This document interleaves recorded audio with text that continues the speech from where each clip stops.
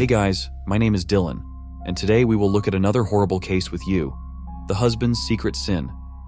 Imagine a mystery game where things seem simple initially, but then they get super twisted and confusing. Get ready for a suspenseful adventure where every new clue takes you closer to the truth, which is hidden like a shadow in the dark. Are you ready to solve the mystery? In 2014, on a summer's day, the New York Police Department received an unexpected call from a female asking to talk to the investigator addressing the Shele Covlin case. The caller was Deborah Holmes, and she urgently asked to meet with the investigators after receiving such an unexpected call. They were hoping this surprise call might support in melting the mysterious inquiry into a terrible death that had been at a stop for 5 years. It was about Shele Danishefsky's case, which had a stir on New Year's Eve in Manhattan in 2010. Shele Covlin was raised on the West Side and brought up in a traditional Jewish community. Her family's roots in this close-knit community influenced her childhood. Shele's journey from a happy upbringing to her successful adulthood was distinguished by a passion for academia and learning excellence. This interest in learning ultimately carried her to a prominent opening door with an asset management degree from a prosperous profession in the Swiss banking industry. Her quick rise in the financial world observed her skillfully, overseeing portfolios of millions of dollars for her customers. In 1998, despite a prosperous career in one of the most prosperous cities, Shele perceived a gap in life. She was secure in her finances and had a devoted family, yet her ambition to have her household and assume motherhood remained determined to be unfulfilled. To alter her fate, Shele went to a Jewish singles event in February 1998 to find those looking for their partner. There, she met Rod Covlin, a 26-year-old colleague and expert in the banking sector. The young pair shared many interests, both motivated by the ambition of stability and prosperity. Their relationship was immediate and deep, and the partnership flourished as they exchanged praise. Ignoring the notable age difference, Rod and Shele were inseparable, spending each moment together. Their love for one another was so strong that soon after their meeting, they decided to marry despite certain acquaintances, thinking that Rod and Shele had made a snap decision and everything seemed perfect. This happy couple is now the parents of 2 children, a girl and a boy. Their family got complete. They lived happily in their house. But suddenly, one day on New Year's Eve in 2009, an unexpected tragic scene happened to the Covlin family, and this resulted in Shele's death. Authorities began their investigation. At the beginning of the investigation, it seemed like it was a rare incident. It was the scene of the 30th of December at the Manhattan Police Department station. 2 officers were performing their night duties and were having a conversation about holiday plans over coffee. Everything was going smoothly and quietly. Then suddenly they received a call from a man named Rod Covlin at around 7:30 a.m. from the Upper West Side. Rod was shocked, informing police cops that his ex-wife was found in a bathtub with blood-stained water. Authorities were trying to make sure that Rod could supply the instant support to keep the victim alive. Rod was following the guidelines of an operator over the phone. Rod pulled her out and tried to revive it, but after endless efforts, it seemed impossible to save her. Shele had no movement in her body. Rod covered her with a blanket while waiting for the police. On the last day of 2009, a tragic event of Rod Covlin's life. The police team quickly arrived at the crime scene. They inquire about all the scenes that happened at Shele's place. The Upper West Side was known for its security. In the early stages, police assumed that this case had a tragic scene of suicide. When they entered the apartment, they saw children's toys scattered on the floor. Then they went to the restroom, where Shele's body was seen, covered with a blanket. The wet floor indicated that Rod had just pulled out the body from the water. She had an injury on her head which was still bleeding. Examining the restroom, the officers observed a cabinet door open with a ripped hinge, indicating the woman could have ripped it off after slipping by, attempting to grip the door.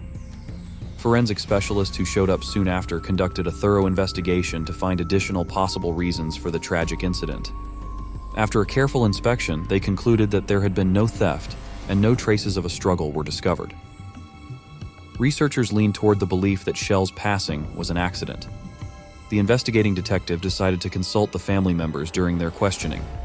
It was demonstrated that Rod and Shele's daughter, a 9-year-old, was the first to find the body of her mother, terrified and shocked by what she had seen. The girl was able to inform the policeman how everything happened. It turned out that the evening before, she and her younger brother had been sleeping in their mother's bed. An honest event of waking up during the night and observing her mother's absence, she went out to find her and witnessed the horrific scene in the bathroom. The terrified youngster quickly called her father to ask for assistance. Shele and Rod had recently separated, and he had relocated to a new residence in the same building on the same floor. It only took crossing the hallway to reach his apartment. When the girl called her father in the nearby residence, she was the first to discover her mother's body. Her father arrived immediately and entered the bathroom. He pulled Shele's body from the water and called for emergency service, managed to let the policeman know. The young girl's statement matched exactly what Rod described, confirming the depth of Shele's case. The police informed Shele's relatives about the mishap, which surprised everyone to no end. Forensic reports and autopsy were planned for the day after when the body was discovered, but oddly, they never took place. When the medical examiner called the investigators to start the examination, he was shocked to discover that even though it was necessary, the process wouldn't take place. The examiner was confused as to how this may occur when it happened. It turned out that a rabbi from the temple Shele frequented had interfered and got in touch with a company in charge of the interment of Orthodox. Jews subsequently asked the police for authorization to enter the scene of the tragedy for the religious freedom required by the victim's family's faith. Consent was given as well, and a group led by the rabbi got there, cleaned the blood-stained bathtub, and prepared Shele's body before the entire funeral. Gathered data and hints were demolished before reaching the police's forensic department. The organization moved quickly since autopsies are considered taboo in Orthodox Jewish customs and viewed as desecrating the dead body. Here, the rabbi of the temple put pressure on Shele's grieving relatives and family.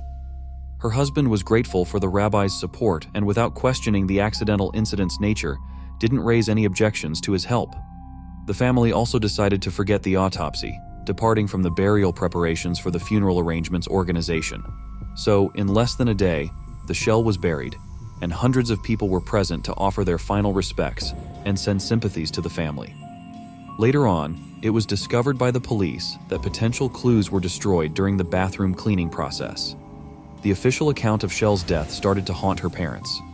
A fall in the bathtub was undoubtedly dangerous, but the probability of dying as a result of such an accident appeared less and less likely. To them, even though there was no proof, they doubted the idea that their daughter's death wasn't a coincidence severely disturbed because the New York Police Department ruined the evidence. The department has lost the chance to further investigate, encouraging the family to work with a private investigator to clarify the situation and confirm whether Shele's death resulted from a terrible fall. To them, even though there was no proof, they doubted the idea that their daughter's death wasn't a coincidence severely disturbed because the New York Police Department ruined the evidence. The department has lost the chance to further investigate, encouraging the family to work with a private investigator to clarify the situation and confirm whether Shele's death resulted from a terrible fall. This unusual instance initially arrived to talk with the deceased's family at their house. Based on what they said, he discovered that the relationship wasn't ideal and their marriage had been dealing with severe difficulties. The pair celebrated their 10th wedding anniversary in 2008. Yet their married bliss didn't last long. To crumble, Rod encountered challenges in his career shifts regularly, disclosed that he had grown an addiction to gambling and large-scale investing. These behavioral changes worried Shele. She didn't think well of her husband not paying attention to family and spending a lot of time playing video games on computers. Rod was using their savings to buy a backgammon competition, which Shele had confided in. Her immediate family complained about her husband, characterizing him as argumentative. She was irritable and thought he was watching her go inside her flat when she wasn't home, so she checked her emails. Additionally, Rod had put a camera in the corridor of the building for viewing. Upon her return home, these particulars in their marriage might have been reasons to look into this more. Shele's demise. Putting all of these together, specifics that the private investigator suggested. The hypothesis that Rod may have. He needed to be part of his wife's death and must carry out additional research to discover the entire truth of the investigators. The initial objective was to ascertain if a misbehavior had occurred at the scene.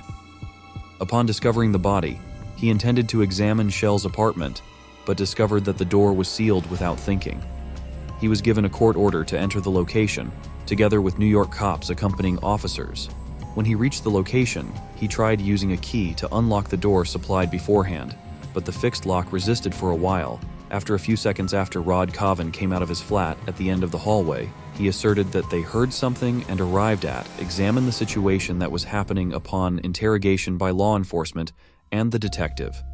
Rod removed the key, and with ease, this raised the door. A few carries by the police and the detective. Truly only happened to catch noises in the hallway, or did he do it intentionally, keeping an eye on things after entering? The detective stared carefully at the apartment, on seeking proof to back up his murder theory by Shele's family. On December 31st, she was at home. Initially, her phone was absent, and the detective looked into every room in detail, discovering only her phone charger, even though the phone itself wasn't found. The investigator was also tasked with looking into the restroom and seeing Shele's demise. He was pretty focused on the hinge that the detectives thought the more she had been torn off during a tumble. As he studied this object more, he doubted the Shele's ability to tear off the metal accent firmly fixed to the cupboard. It would have needed a great deal of strength, and even considering the woman's weight, there were severe concerns over such a potential following a lengthy conversation with law enforcement. The investigator attempted to persuade them that there was not an accident, but a murder. The investigators refused to be convinced due to an absence of proof. It was decided to carry out an autopsy to definitively ascertain the origin of death. The scheduled excavation of Shele's body aroused intense thinking and debating inside her family, who had not spoken for over 2 weeks since she was buried. The family took some time to decide, despite restrictions they thought were essential to discover the reality regarding their daughter's death, and consented to the exhumation. However, this action was complex due to factors other than just moral factors. To execute the exhumation, a unique directive from the trial's office use was necessary. Still, it wasn't easy to acquire, even with the family's approval. Almost 3 months passed after obtaining the required paperwork. The digging up and an autopsy was performed. The outcomes were shocking. The investigation found that Shele didn't pass away from a tumbling fall, but from asphyxia brought on by the violent chokehold that had fractured her neck bones. Therefore, the authorized version of her death was no longer altered. If her demise was regarded as an incident, and it was formally acknowledged that the girl had been demolished, the detective's investigation and suspicions turned out to be accurate. The findings of Shele's autopsy have a crucial part in triggering the New York Police Department to start up again, right away, the examination of her passing. Investigators got started carefully reviewing updated information, such as phone bank statements, telephone logs, and all details that are essential to a homicide inquiry conducted outside of the family. Everyone who came into contact with Rod and Shele were interrogated. The caretaker housekeeper and even the attorney in charge of an impending divorce. The attorney told the police about the peculiarities he noticed in the conduct of the pair at the May 2009 first divorce hearing. Rod stated he could not pay alimony because of unemployment. The judge said in jest that Rod might have to give up his favorite games, which he found offensive before the court, disclosing his actual nature to each. Rod continued after that. He sought revenge for Shele accusations of living an impure lifestyle and abusing money, even phoning her boss with insulting statements regarding drugs and aggression directed against their son by this phony. Significant problems resulted from accusations. An investigation was started for Shele. Based on these assertions, no proof was found to boost her husband's assertions, though the most horrifying part of this tale was when Shele's son and Rod disclosed how his father had trained him to express expressions meant to undermine his mother. Rod suffered greatly for his disgusting acts during a subsequent divorce trial on July 7, 2009. He was not allowed to be by himself with his kids, a measure that stayed in force even following Shele's demise. Rod was not given possession of his as a social worker, and the kids gave them. Rod was angry and went over to his parents. He probably thought that, at last, he would assume accountability for his offspring's law enforcement. Additionally, ALS spoke with a lady who had looked after Rod's kids before he dismissed her, and she gave investigators fascinating information. It was discovered that on December 30th, Shele experienced the high cost of keratin hair treatments, a few hundred after therapy. Among the advice given was to stay away from exposure to heat and dampness for multiple days, making showers and baths forbidden, which made one wonder, why would Shele put her hair in danger by ignoring these suggestions? Investigators conjectured that Shele refrained from bathing on the day of her passing, but their findings lacked concrete proof and weren't enough to charge anyone, with murder based just on this. Investigators examined the structure as well. In a video clip captured by surveillance where the pair lived the day of the killing, they observed Rod's odd behavior. Around 4 a.m., he dressed in an outfit, seemingly left the house, and returned later. The watchman on the night shift, stationed occasionally at the building's entryway, was questioned. He found Rod's early morning excursion strange, as Rod had never departed so early before. The watchman recalled Rod inquiring if he needed anything, to which he answered negatively. However, Rod returned a few minutes later with chocolate bars.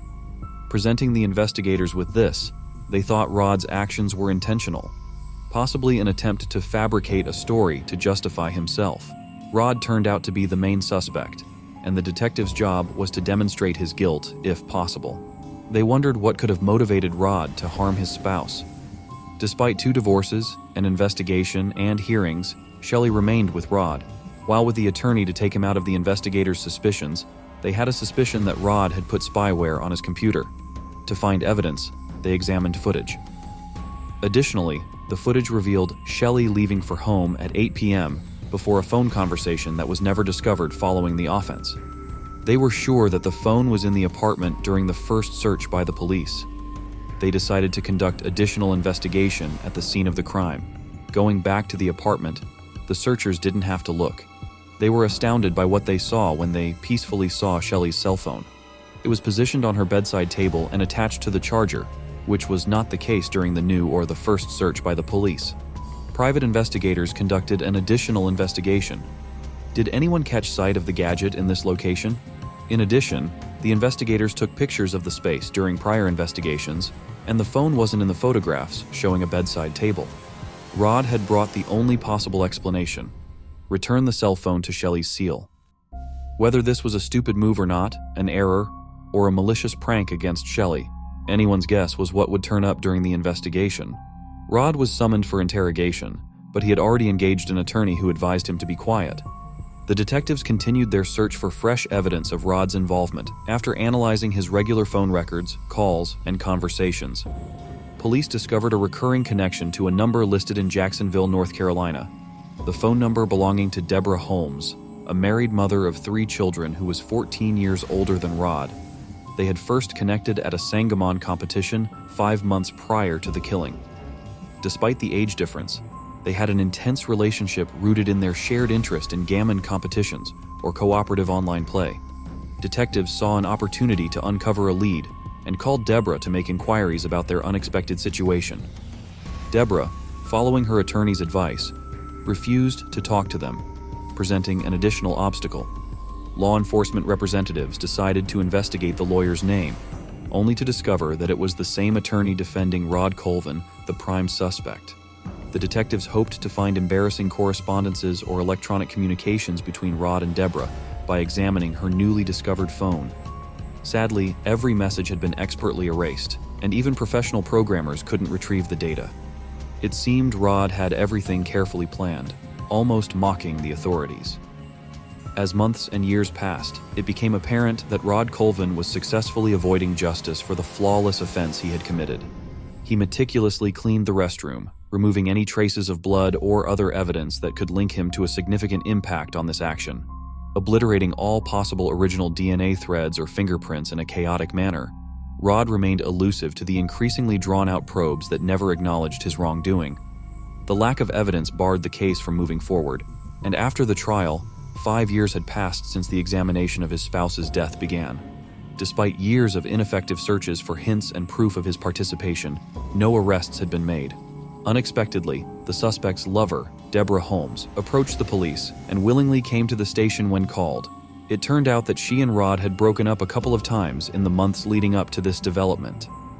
Deborah provided information to the police investigators over the following 3 days, revealing Rod's intentions. Rod, being under suspicion in his spouse's death and lacking parental rights over their children, was unable to access the money left by his deceased wife. In his quest for the millions, Rod devised an evil scheme. Covlin intended to manipulate his 15-year-old daughter into staging an attack, accusing her grandfather of the crime. Rod hoped this would lead to the grandfather's arrest, resulting in the loss of custody authority over the grandchildren. Rod believed that his daughter would agree to his proposal in exchange for money. In the interim, the offender had been making frequent financial withdrawals from the exclusive account, the only account he could access. Shele had initially placed money in that account to fund their children's education. Rod's parents observed his misuse of the savings intended for his sons and daughters, leading to dissatisfaction with his apparent disinterest in the lives of his children and creating a disagreement within the family.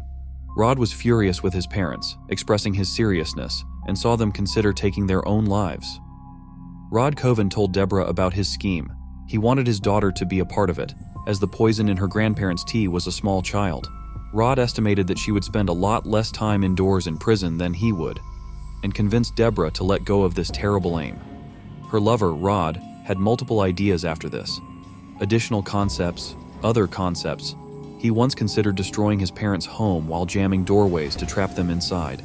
He additionally thought about setting up a fake marriage for his daughter to a man from Mexico, following which she would have to give up some of her father's inheritance.